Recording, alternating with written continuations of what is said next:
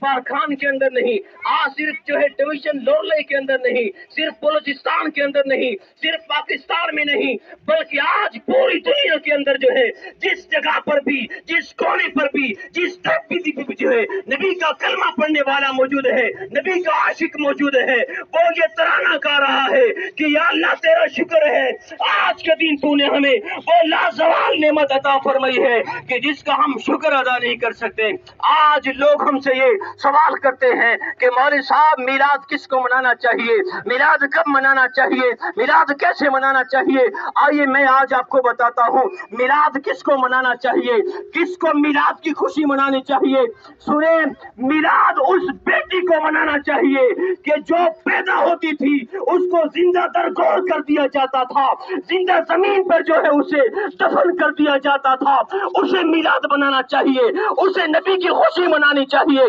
اس ماں کو میلاد منانا چاہیے کہ جس کو باندھ کر جو ہے اسے زمین پہ گھسیٹا جاتا تھا، اس کو میلاد منانا چاہیے۔ اس بوڑھے باپ کو میلاد منانا چاہیے کہ جس کے گلے میں پٹی باندھ کے جو ہے اسے بازار میں بیچ دیا جاتا تھا، اس باپ کو میلاد منانا چاہیے۔ جسے غلام بنا کر جو ہے بازاروں میں بیچ دیا جاتا تھا، اس بیٹے کو میلاد منانا چاہیے کہ جس کی کوئی آبرو نہ تھی، میرے نبی نے آ کے جو ہے ایک بیٹے کو بھی عزت دی ہے، بیٹی کو بھی عزت دی ہے، ماں کو بھی عزت دی ہے، بزرگوں کو بھی عزت دی ہے۔ اس غریب کو میلاد منانا چاہیے کہ جس کے بارے میں میرے نبی نے فرمایا لوگوں قیامت کے دن جو ہے امیر لائن میں لگے ہوں گے، حساب دے رہے ہوں گے، مگر یہ غریب جو نبی کے چاہنے والے ہیں، نبی کی نعتیں پڑھنے والے ہیں، نبی کا نام سن کے رونے والے ہیں، نبی سے عشق کرنے والے ہیں، یہ غریب سب سے پہلے جنت میں چلے جائیں گے۔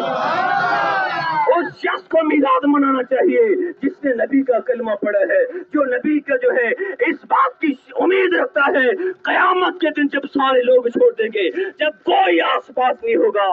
وہی نبی میری شفاعت کریں گے کہ جس کے آج ہم نعتیں پڑھتے ہیں، اس کا دھم پڑھتے ہیں، اس نبی کا میلاد منانا چاہیے کہ جس کی خاطر اللہ نے ساری کائنات کو سجایا ہے۔